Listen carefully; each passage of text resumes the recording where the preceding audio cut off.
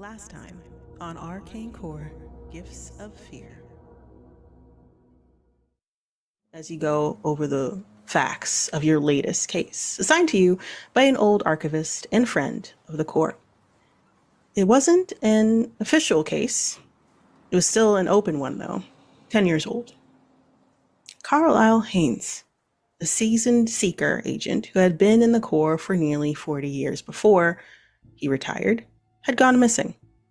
He had been 66 years old at that time, and to this day, he was never found, dead or alive. The last person to see him alive was his daughter, Emerald Haynes, who had told her that he would be visiting his husband's grave the day of his disappearance. And at that gravesite was his personal effects, his phone, ID, and watch left neatly before the tombstone. And that was it.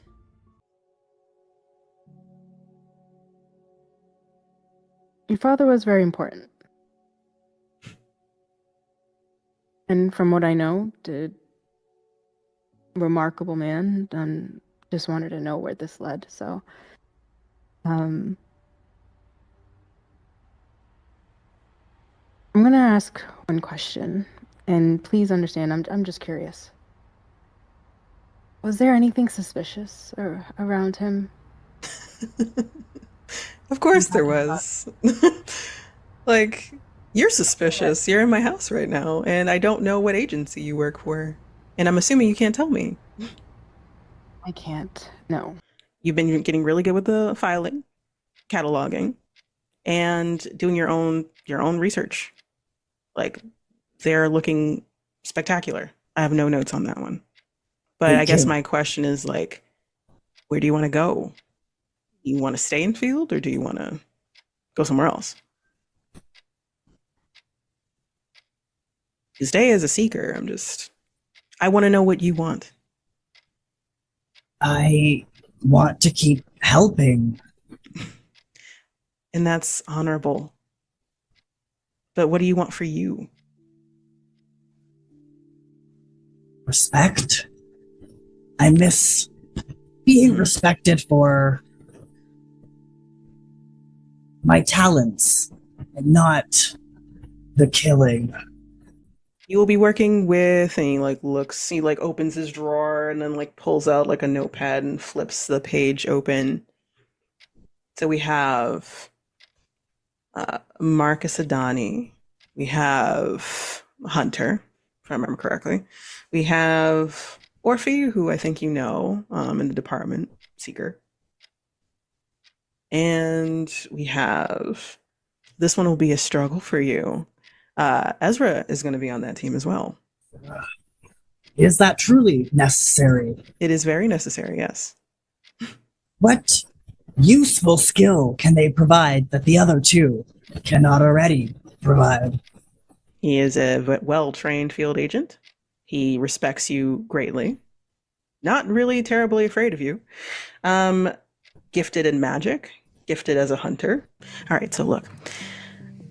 You know about the task force, right? The retrieval task force. They're a part of the Seeker branch that tries to bust black market artifacts and stuff.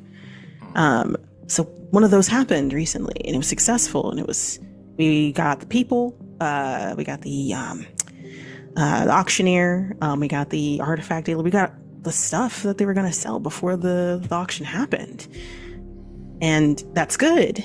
But I think something went wrong, later. Everything went well, during the bust. It's just after. And I don't know exactly what happened yet, but someone might be hurt, I think, or I don't know. You're a good distance away that, knowing, they won't be able to see you. But close enough where you can pick up parts of the conversation. You hear Theo kind of say did you get the email? Yeah. I am. Normally this doesn't happen this way. Is everything okay? What happened? What's the next steps? Missing person. trying to find out what happened with them. So I'm letting you know ahead of time because I trust you on this.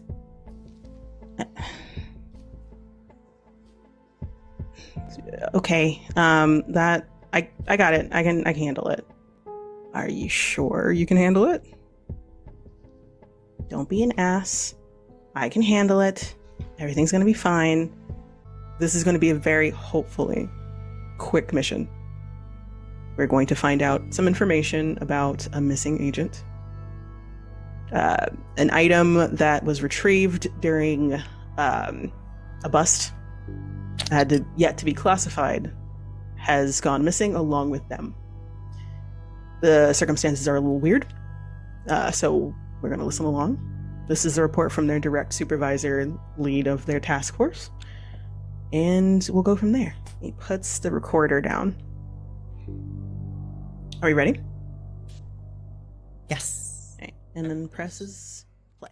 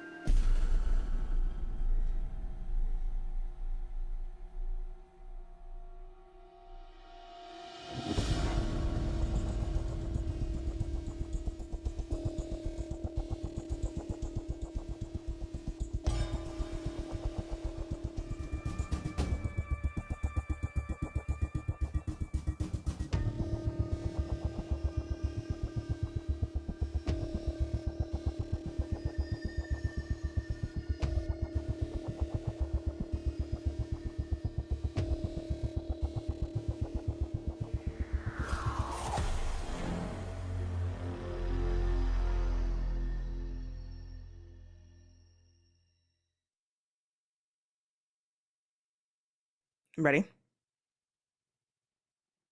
Presses play. Secret Report 30212. Report given by Secret Agent Reggie Morrison regarding their encounter with a midnight auction artifact bust, the retrieval of several unlisted items in the process, and their missing teammate. Original report given May 3rd, 2017. Recording by Theo Black, head researcher of the Seeker branch at Arcane Core headquarters in New York City, May 3rd, 2017. The report starts now. The Core has had a consistent issue with black market artifacts for years. It's no secret. We all know. I would like to blame the higher-ups for it. That would be a bit too easy, though, to be honest. If the Corps hadn't put some form of protocol in place regarding the discovery, tracking, and seizing of dangerous magical items, I am certain our world would have imploded on itself 10 times over by now. Someone's got to do it, but it doesn't help that more and more deadly items seem to find themselves in the hands of the mundane every day. People keep making or conjuring or stumbling upon old ritual sites all the time. And luckily, most artifacts that are found lean more towards the magical, ethereal, or whimsical side of things. But sometimes, there are more sinister things left behind. Destructive, violent. Items that could stop your heart simply by standing in the same room with them. Torment you into oblivion. Curse you into eternal suffering. Sorry. I'm explaining things you don't need to know, aren't I? You're a seeker too. To whoever is reading this, you already know this stuff. How many suspicious deaths have you read in the paper or watched on the news and just wondered if it was probably some unfortunate soul touching something that looked innocent enough at first glance? A necklace, a painting, a vintage radio, a book. Well, let's get into it, shall we? For starters, I'm not going to sugarcoat this. I think Andy is dead. I hope I'm wrong, of course, but he's been missing for over 24 hours, along with that item he had been cataloging after the midnight auction bust. And the cleaners are purposefully keeping us in the dark about what they found in his apartment. They've assured us that they don't find him there, but something is clearly wrong. He's just gone. And based on what we've seen with these other unknown artifacts, they aren't exactly docile. Some of them were logged with an unknown classification, but most of them were logged as hostile. These items, I should have known something was wrong as soon as I found out Christine Anderson, the auctioneer from this particular auction, had no understanding of what they were. I just thought that she was playing dumb. Con artists tend to be exceptional at that, after all. About a month ago, me and my team of seekers, Juliet Shen, Natalie King, and Andy Parkinson, had gotten a major lead on the next upcoming midnight auction, where it was going to be, who the auctioneer and dealers were going to be at this time, and a list of potential items that would be auctioned. Our task force has been getting better with acquiring this information beforehand, well in advance, creating more relations with the residents of Caligo Avenue, and connecting with trustworthy informants over the last few months has really changed the game for us. This operation was proof that our work was really starting to pay off, which meant our methods would be documented as our ongoing practice in regards to this situation. Next was the planning. Shutting down the auction without them getting wise to what we were going to do is a delicate matter. If they even got a whiff of their event being compromised, they'd uproot everything and either change locations or postpone the event altogether. They have their unique emergency protocols in place, most of which we know nothing about. Mostly because apprehended individuals after these busts would have their memories instantly altered before they made it to the core interrogation rooms, catching them in the act and apprehending the artifact within their possession so that we could properly house them or return them to where they originated from was a part of the process, especially for reporting for documentation later. And we were able to do just that. It wasn't easy, but it was extremely satisfying. We found it at the abandoned subway station in Bronx. We were ready for them. The auction attendees scattered, and when we appeared, just as the first item was pulled out, a cursed painting responsible for the disappearances of many people over the years, the Bloody Harvest. My stomach still churns thinking about what could have happened if we had messed up the process even a little bit. A whole month of planning. Catherine Anderson and the artifact dealer, Devin Rogers, we found out, were quickly cornered and detained. Their conspirators quickly forgotten as their emergency protocols activated. It's fine, we'll get it next time. Going through their roster of items, all the reported items listed were present, as well as some that we hadn't been able to tie to. It was a solid win, of course. But then there was this crate, all the way in the back of the artifact storage container. There was no markings on them. No stamped stencil titling, no catalog markers that the midnight crews usually use to classify at glances. Nothing. The detainees didn't seem to know what these items were either. They had been adamant. At that time, I thought they were lying, of course. Perhaps these items were the most expensive or the most chaotic. Perhaps something from a private collection that would cost a small fortune for the right buyer. But they didn't budge on this. Not at the site, not in interrogation either. Once everything else with that had been confiscated, had been processed, it fell to my team and I to do classifications ourselves, and since there was no documentation on these items at first inspection, we had to do all of that ourselves, which, of course, required us to use the ritual rooms beneath HQ. This wasn't a simple R&D review process. These items might cause great harm. Better safe than sorry. The items within the mysterious crate were as listed. A painting labeled "The Beautiful, Perfect Night," depicting a singular figure with their back to the viewer. Surrounding them is a perfect black background. A chess set with whittled game pieces that seemed to be made of bone. It seemed like it might be human. A novel title echoes with a clear navy blue cover. The letters are cut out in the cover. The author wasn't noted, but there was a sticker that stated, "From the library of Jürgen Leitner. Neither this nor the person has been located just yet." An antique hand mirror with a beautiful pattern on the back of it, appearing in pristine condition.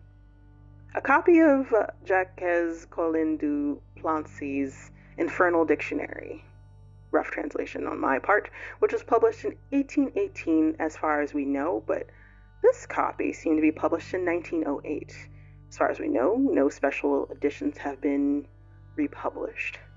And finally, a handcrafted floral inlay music box with a key. Turning the key would start it, causing a beautiful but haunting melody to play. We went through the proper process of classification, 2 people to every 1 item. The findings were unnerving, unsettling.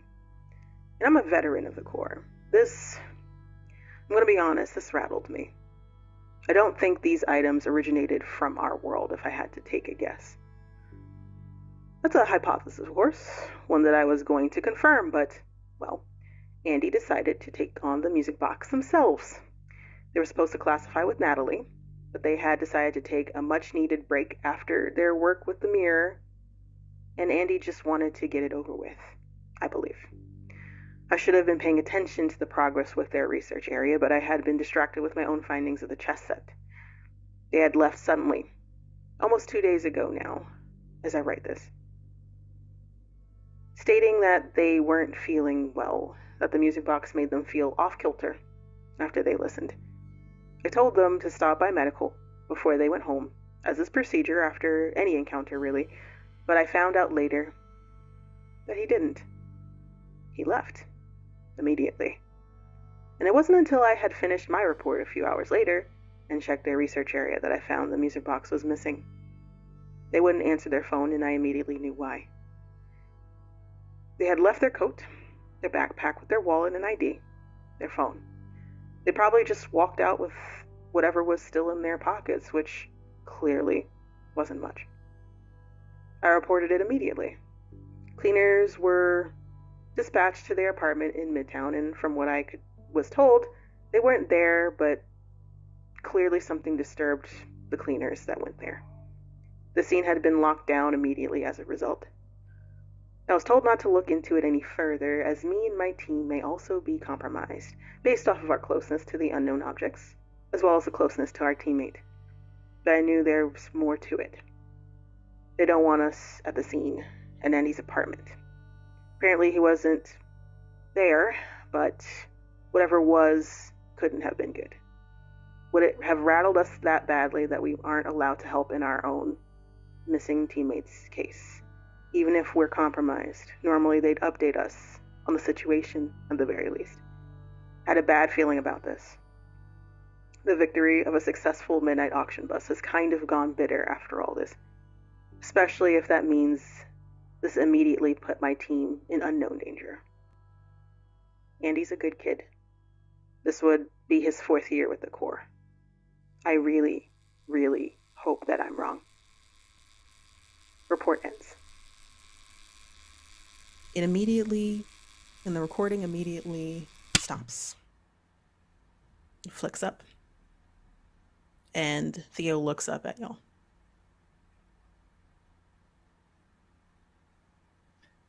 Where can we receive the information about Andy's house? There is a cleaner that is willing to take you to that scene. It's been open for points to the room. It's been on lockdown. It's magic stasis, so no one's been able to touch it until the next investigators go in. I don't know what was found in there. I didn't go myself and no one has reported it to me, but the fact that I had to get locked down in the first place is not a great sign. So yes, I can get you in contact with that cleaner. Thank you. Any other initial thoughts before I give you mine? Ezra also looks up, like is leaning back in his chair, like arms crossed, nodding, like looking around at the room. No, I'm curious to hear yours. What happened to Natalie? What happened to Natalie? The last thing that she was working on, I think she was working on, it like flips through some pages on the table.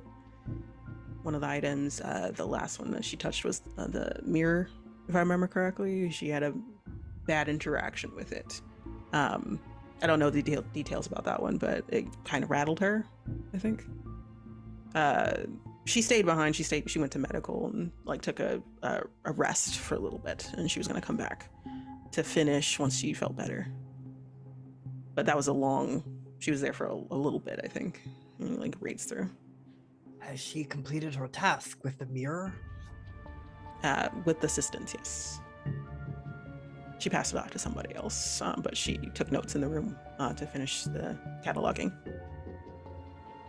Theo, aside from Andy, what has come of the other people involved? They're all fine, from what I can tell. They're all here and present. You can talk to them if you want to. They are, if I remember correctly, they should be in the break rooms on this floor, if I recall. Last time I saw them. There is also like housing, like above. They don't live here, but they wanted to stay within the core, probably for safety ward purposes. They didn't feel great going home over the last 24 hours. The rest of these items, are they available still to look at? They are available to look at, but I do not think that you should look at them. If you do, I would advise Regina walk you through them, because she knows all the classifications to the best of her ability at this time. Ezra raises his hand. Theo like looks at him like very bored. It's just like, yes, what is it? So my thoughts here is that obviously that item that had not been classified yet did something to Andy, obviously. It could be anything from a cursed item to a transmutation one of those two option classifications, and it either changed him or it lulled him into doing something, either or. And then from there, it seems that like his trail kind of stops at his apartment, but granted, we need to do investigation to find out if it went anywhere else. Looks at the room. That's just based off of notes so far from what we just heard. Thank you for stating the obvious. Like Ezra like stares at you. And it is like the blankest stare. Was it obvious? Yes. Well, it seemed like everyone was being quiet, and I wanted to state some facts, and maybe, perhaps, potentially the room, since this is a team work situation, if anyone wants to build on top of that. I started there. But sometimes people need to be stated the obvious, just in case. The most brilliant smile that you have ever, like, just, like, shining and perfect smile, just gorgeous. It's just like, oh. That smile right there is the kind that has an email sign off that says warm regards. Exactly. Warmest regards. Corporate for fuck you. But it's like, wow. Okay. If we know that they heard the music box and they left everything behind,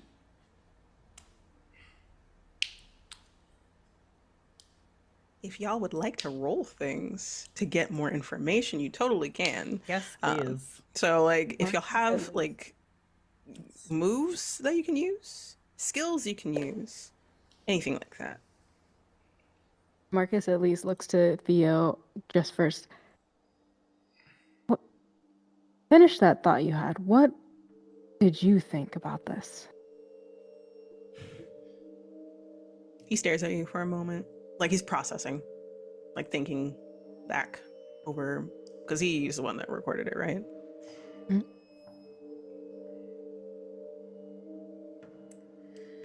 Reggie said that they don't think that these items came from our world. I don't have proof of that yet. There's ways to find out, but I don't think they had the time to do that yet. I don't know what that thought process was or where that came from, to be honest. It could be that it appeared out of nowhere. It could have been, to be honest, if I had to guess, like without going to that conclusion, crosses his arms over his chest, you could think that like maybe a rival auction or auctioneer dropped it as a means to distract or mess up the show. But that's not what they thought. They thought that. I think that's something to look into. Can I use Yes. a moment of psychology here Mm-hmm. to kind of like analyze this? Because what I'm thinking is there's normal jobs, but I feel like what we're being asked here is a little bit outside of the norm.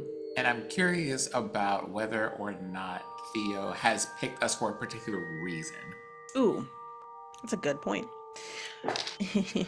Yeah, roll psychology. This is going to be at a. I advise that you try to make it easier for yourself to roll against Theo. Okay, then I am going to make an effort. Gonna put in some effort. So 14 minus 3 Is 11. is 11. So Do I you put made that it. in the pool number or the big number? The big number. Like the pool number is gonna be your base. So like the big numbers. Thank you. So that's 2 steps. Don't roll yet. Let me just check in.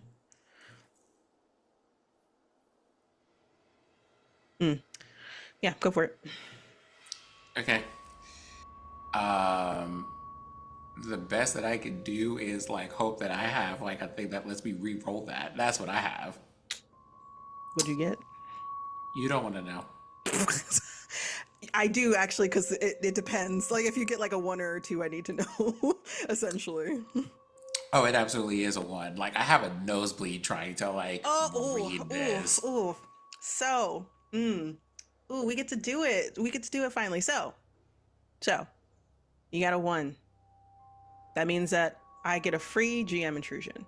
Now, to let y'all know, I can do a GM intrusion whenever, but if you roll a 1, which triggers a GM intrusion, you don't get XP for this. That's the only difference between one that I give you and one that you roll for. So, this is really good. All right, so can you describe to me how you're looking into Theo right now? Like in terms of his psychology, are you like staring at him? Are you like tilting your head at him? What are you doing? No, I mean, it really is just like me looking, like not even at Theo in particular. It's me looking into the middle distance of this room, like not focus on anyone and being like, now let me try to put this together and hope a Jimmy Neutron moment happens. You're hoping for a brain blast. I really am. And it's just not coming. So like you're staring off into the middle distance and your brain is like focused on like Theo specifically. You're like, did he pick us for a reason? And you're going through like Janemba, Ezra, Marcus. These are all like, you know, their capabilities. They are pretty much like a good fit for this, but like, is there anybody else that could have like, because everyone is pretty exceptional, like no one's really like slacking or anything. Why this group? And you're already getting like vibes about Ezra and Theo because of their earlier conversation. And then You feel, as you're thinking about it, eyes looking at you, like someone's looking at you. It's very permeating. You feel it to your core a little bit. And let's say you were like, Theo's at the front of the room, so where the door is facing y'all. You're looking at the wall, and you're like, Theo is probably like wondering what I'm doing, right? You turn back, and Theo is not looking at you. He's looking at everybody else, like conversing with them. But you still feel it, and it feels imposing. It feels weighted on you. And you're a stealthy person. You don't like being noticed or seen, at least not to this degree. And this feels exceptionally intense. And it shows on you that you're feeling uncomfortable.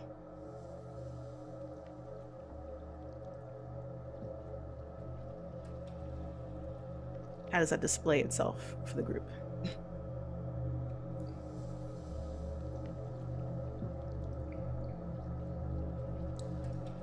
Because you're not a type of person that shows discomfort normally. Probably stimming like this. Okay. So you're tapping your pen on your book. But it was like, at first it was initially really quiet, and I think it's one of those things that's getting increasingly louder because in the middle of whatever this is, Orphe has no concept of how loud the tapping is getting. So it's getting loud enough. Some of y'all might notice, but like the conversation is still going. And then and you're noticing that feeling, that oppressive feeling of being watched. It's not a big room, all right, first of all. So it feels like it's coming from behind you, like from behind, and then it's coming from directly up and to the left. So in the corner, another, that feeling is coming from multiple directions. And then as that loud tapping happens with that raised feeling, a hand is placed on your shoulder. You look over and it's Ezra with a worried look. You good? I have a moment that I'm actually startled and scoot my chair back about a foot away from the touch just because I wasn't expecting it. Oh, I'm sorry. I should have asked. It's fine. You just startled me just a bit. Right. I might be thinking too hard about this. Maybe I should have I don't know. Ew, I was about to say a mocha frappuccino, but I've had the last one of those that I'm gonna ever have in this life. But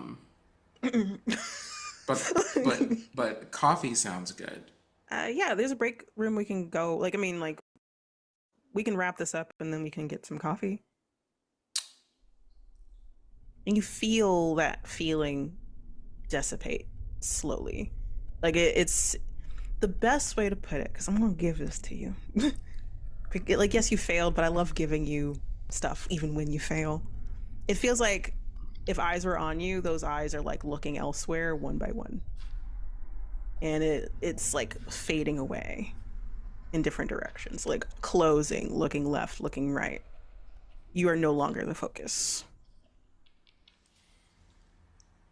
And there is a moment where Ezra is saying it's fine, and as I feel that feeling recede, I'm actually looking around the room in the directions that I'm feeling the eyes fade from. I love you ask such really cool questions, and I am here for it. I'm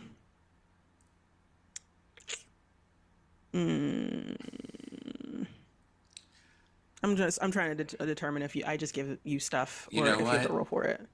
You know what? I think. Okay. Why don't I just do the thing that I'm good at doing?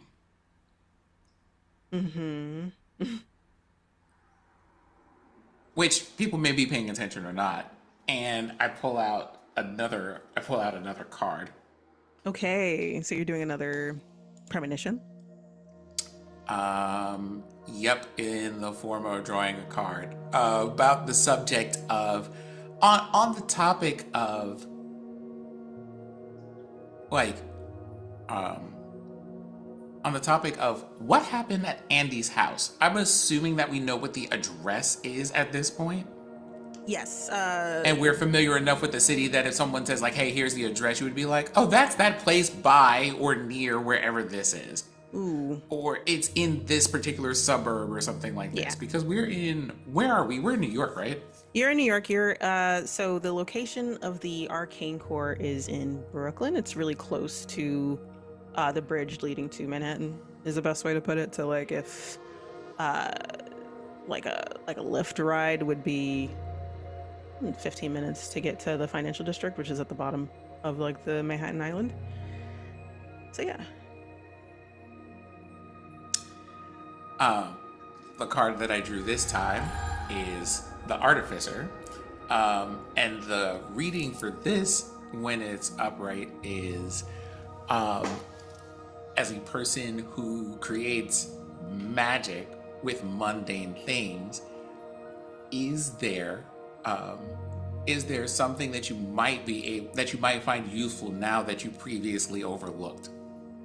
Something that you found now that you previously, like something that's useful now that you previously overlooked. Mm-hmm. Okay.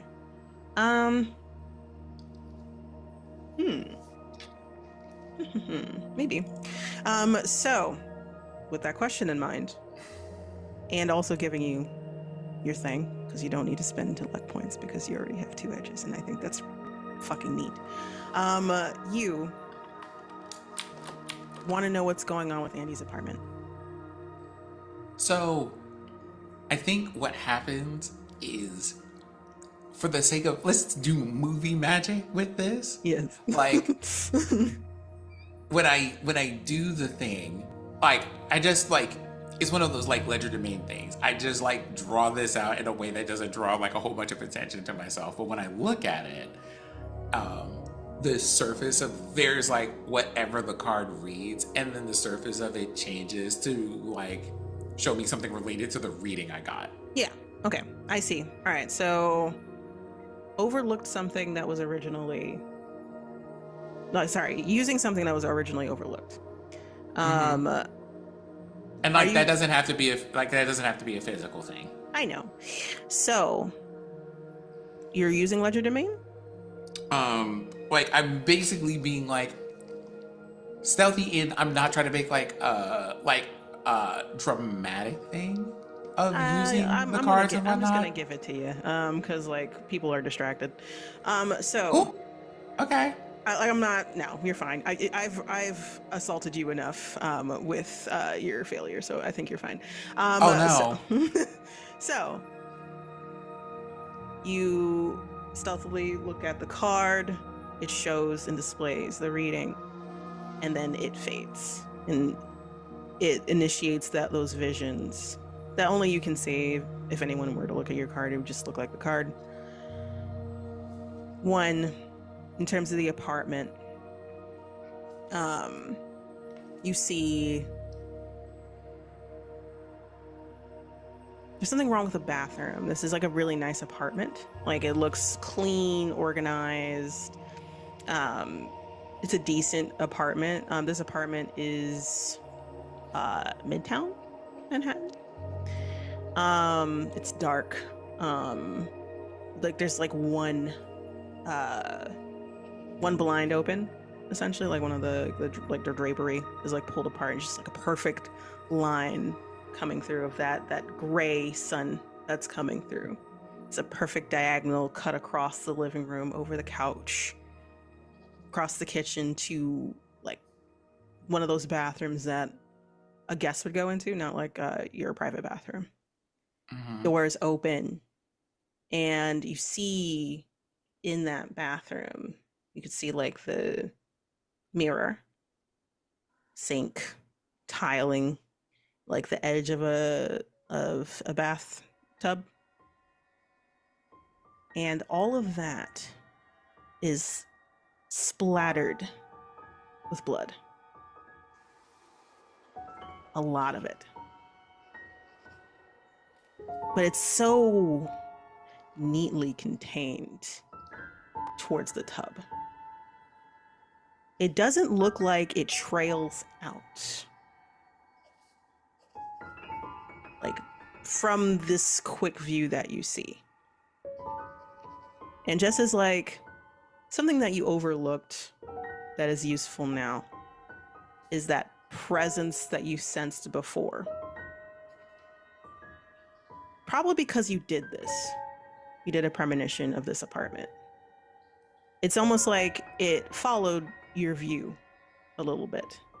And you can see through this premonition in the corners, from like the kitchen, from the living room, the edges of the room,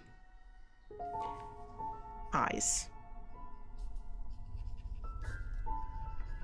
Checking out the area, taking in information. You see those eyes, they are like hazel green, intense, glowing, looking around, taking in information. And it like appears just as your premonition opens up.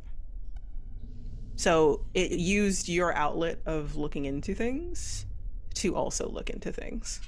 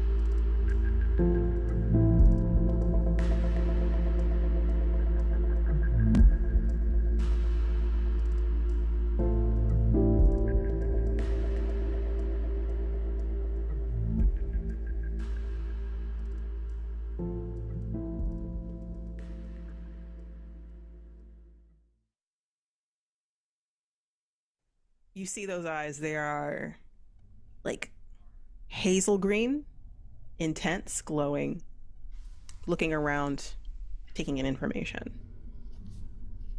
And it like appears just as your premonition opens up. So it used your outlet of looking into things to also look into things.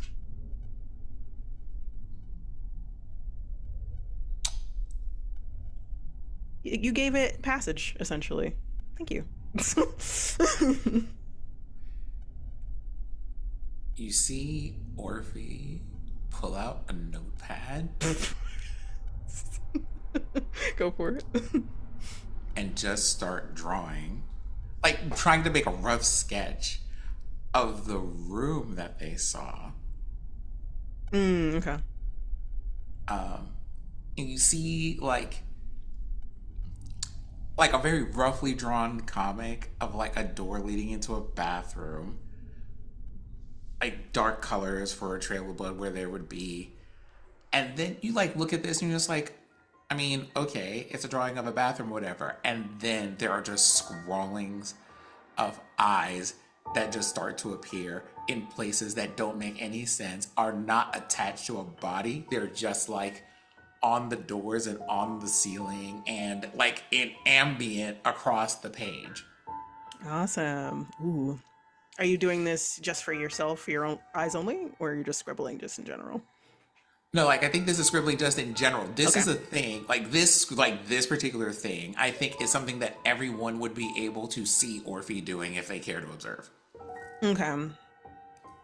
I will leave that up to everybody else. I would say that like Ezra notices that you're like getting into sketching, like you probably are following a thought, right? Like, and he like briefly looks over, but doesn't like go over your shoulder to find out what exactly you're drawing. You are closest to Marcus, if I remember correctly. And Janemba, up to you if you're noticing this. Like With an eye roll, mostly.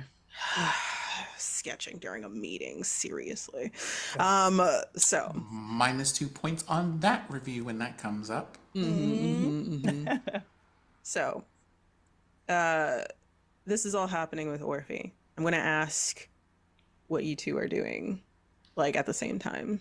Like, Theo is letting you know about why, like, the question, why did Reggie think this was from somewhere else? That's not the first thought that he would think that Reggie would have. So that is, like, a point to ask them. Like, is what he's saying. Like, you should probably ask Reggie why they thought that. But that's like what is like pressing for him. He probably has other thoughts, but If Marcus is able to see they're just writing down Reggie's name, ask Reggie in their little rolled up notebook. And as they could see what is happening next to them, they'll scribble on like a corner of the sheet what happened. Slowly tear it off like while they're talking, just and then as they put the notebook down, slide it over to, like under their hand, slide it over to Orphe. Okay, so we should ask Reggie next. Got it. do I want I you could to stealth see. it though, Marcus? Like, do I want you to stealth that? Please do. Looking at your thing. You do not have a stealth thing, but this is just a difficulty level 3. So like everyone's distracted. So like it's not that bad. It's a 9. A 14? Oh, so you pass. You're good. You're able to do that just fine. You're fine. Cool. Okay, so we're figuring out this. We should ask Reggie about these questions. Got it.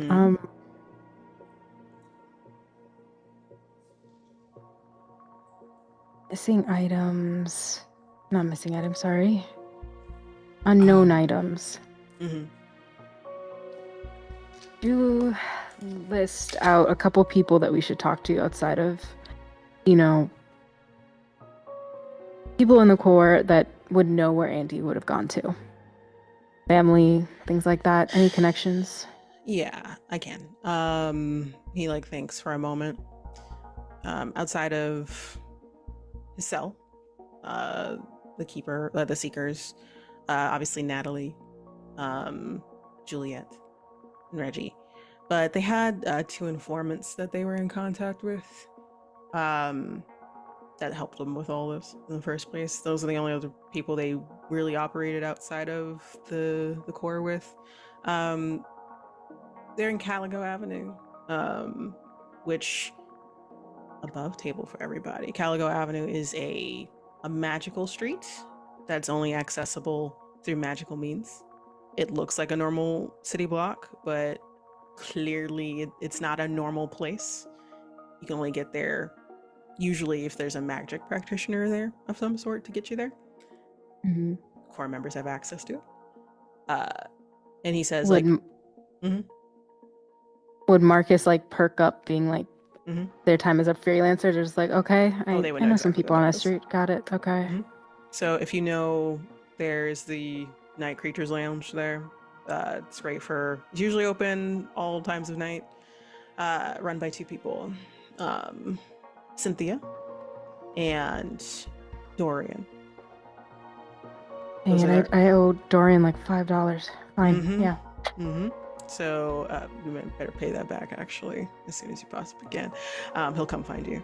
But if you go there, those are our informants that are on record for this particular process. They might be able to help you know a little bit more. I'm not sure if they would know where Andy is, but we haven't tried looking into Caligo yet since yeah. That's the idea. Just try to piece together where and if they missed an appointment, if whatever they and they kind of look to Ginebra and Orphe to see if there's like a recognition. If this music box has taken all sense of, direction, or if they're walking on their own, that's what I'm curious about. A lot of these things, they seem to have their own set of rules. So when they look over to Orphe, have they returned the note anywhere, or is their face, are they still sketching?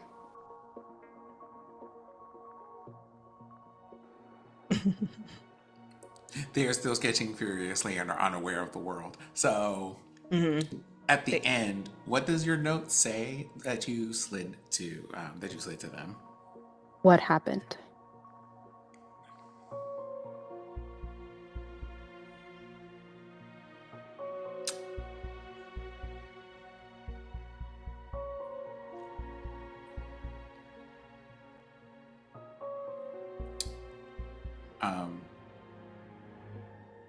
You get your notebook back, and it just has an additional page in it with a sketch on it. So you just pass the sketch to what you saw, along with the rest of the notebook. Yeah, obviously. You just put it in the notebook for Marcus to see. Okay. Yeah, they're holding the notebook as if they're talking and writing. They slide it over the other one and open it back to that page.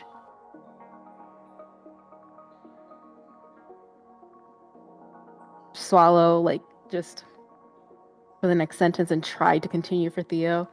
You all right?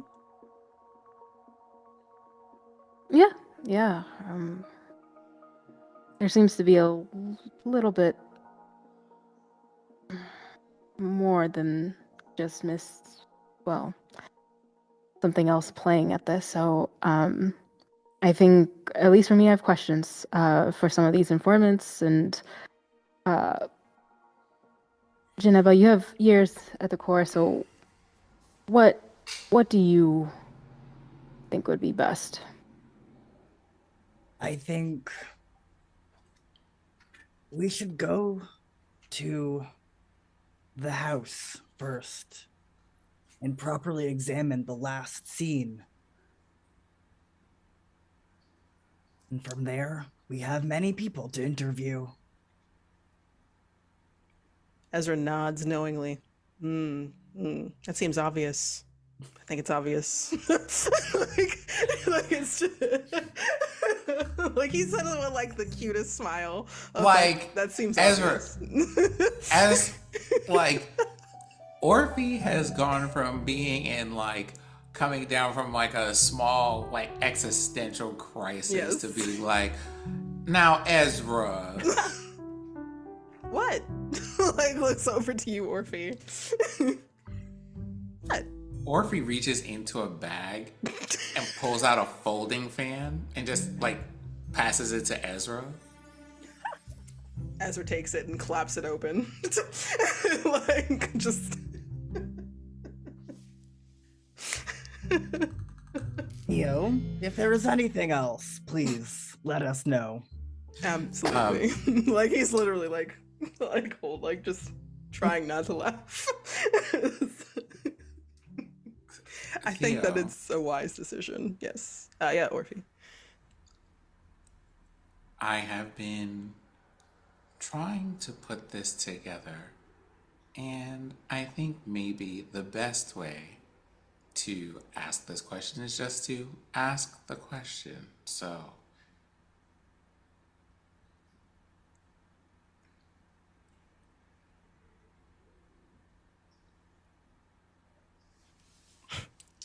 of Don't the leave me in people that suspense. Don't leave me in suspense. Come on now. I will, I will attempt. Summarily speaking, is there a particular reason that you've asked us to look into this? Like smiles at you. Yes. I think you are all very qualified to get to the bottom of this as quickly as possible. Points to Marcus. 10 years of experience as a freelancer. Has seen a plethora of things, my understanding. Correct, Marcus?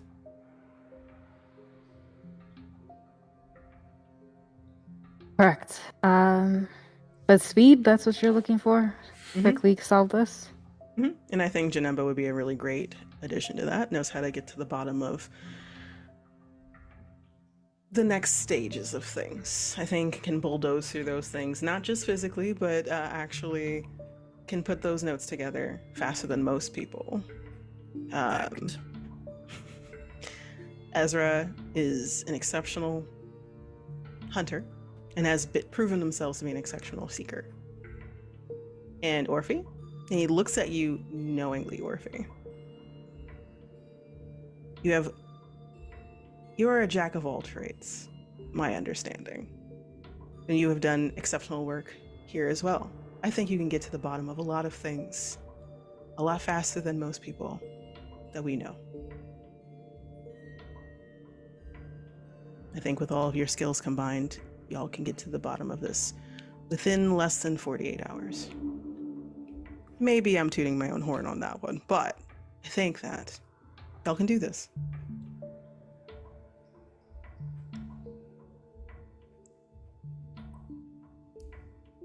From the time that we've worked with Theo,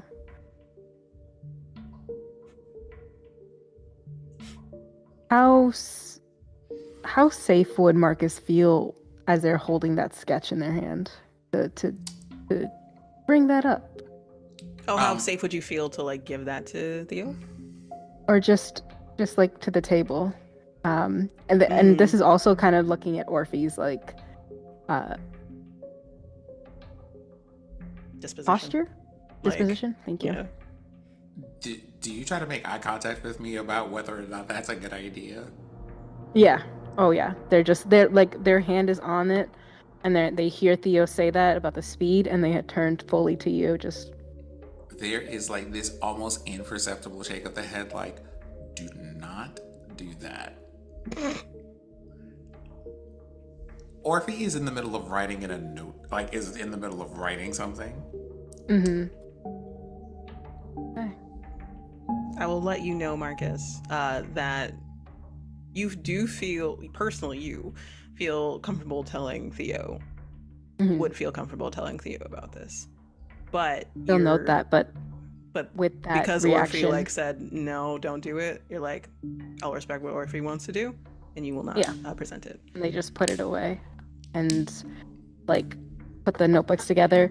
But they look at Orphe saying, "Got it." Like just a nod, as if they're also nodding to what Theo is saying.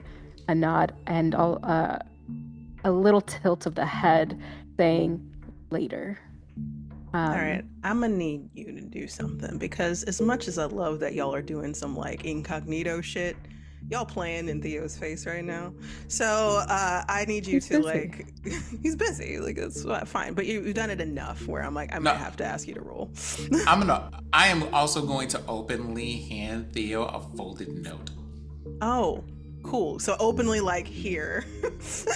Here, Like, boss. I'm not even gonna be stealthy about it. I'm just going to go.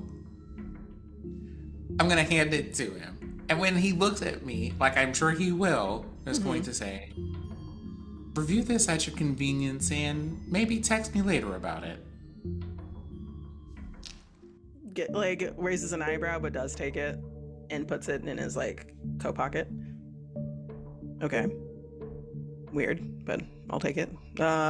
Is there anything else that you need from me? You can contact me via text, of course, call. I'm going to be here the whole time until, like, to be honest, this gets solved. So I would advise, obviously, talking to Reggie. Obviously, you can go to the apartment. You have, like, the contacts that you can reach out to. Obviously, Okay. please dive into it, and then let's find out what happened to Andy. Yes. As Reggie has said, he's a good kid. He deserves to be brought back. So, I'm gonna wrap here. Janemba. Let me look at your thing. You don't have this skill, but like you could still roll for it. Okay. Psychology. And the only reason why I'm asking you to do this is because, and I might make it easy for you because you know who this person is. Mm-hmm. Psychology on Theo. Oh. 11. All right, so this was like a level 3, so you do Mhm. pass. Cool. It would have been a 4 if you did not know him well. Theo is really good at guarding your emotions. Super professional most of the time. Likes to be a little sassy bitch sometimes, but most of the time it's super professional. Very protective of any members he sends out, kind of thing. Mm-hmm. You know him to be really protective of any seeker agents he sends out. Checks in, to be honest, is like an ideal boss. Granted, according to you, because you haven't really been in like a corporate setting long, Mhm. in comparison to like obviously hell. But he guards his emotions very well. In the last 5 minutes, maybe 8 minutes of this conversation that y'all have been having, his expression for a moment turned to, for a split second, one of concern and worry. It especially came through when he said, Andy's a good kid. We want to really bring him back. But he didn't believe it. And he didn't believe it because it seemed like he didn't believe it because it seems like he knows something that he just got information about. I mean, okay, that's fair. I will also note that at the beginning, they say like it's been 24 hours. Like, I think that Andy is dead. Theo didn't say that. Theo was reading the report from Reggie Oh, so that was from Reggie. Okay. Yeah, that's Reggie's report that he was like verbalizing for ease of listening and note taking. It seems like in the last 10 minutes, he now believes it. Something happened in the last 10 minutes that makes him believe that Andy's not, like, doesn't believe that he is going to come back. Okay. Yeah, they'll definitely note that. Very mild, but you know your best friend. So with that, Theo nods. It's like, contact me if you need me. And leaves everything out for you. Like, there's like documentation that y'all can look at, pulled out books that might help with the situation. Leaves, doesn't close the door behind me, like kind of partially leaves it open for anyone if they want to close it and keep it private. And y'all are left with that. There is an alleyway between buildings, between businesses in Midtown. We see a figure walking down it with curly brown hair, like a little past the chin that's been pushed out of their hair, pushed out of their face. Freckled skin. Freckled skin. Eyes that should be a deep blue. Kind of wearing, like, kind of like the assistant professor, like, garb is the vibe you're getting. They walk stiffly, like they just got up from like bed, like, or like they had a horrible workout. But the gait is stiff, and it takes a little bit of time for the walking to align. You can hear the creaking of something. Bone? That doesn't sound correct. I don't think that fits. The clothing doesn't fit quite right. Plaid, sweater vest, jacket. But then as that figure shifts, it matches the clothing. It tries to match the clothing to the best of their ability. Then the neck like adjusts to be a little taller to right the height. And those eyes, as they walk out of the alley, look glazed over. As it looks back and forth, see where to turn, makes a left. Those eyes look like they're made of glass or marble. Not unlike an animal in a taxidermy shop. And they blend in with the crowd.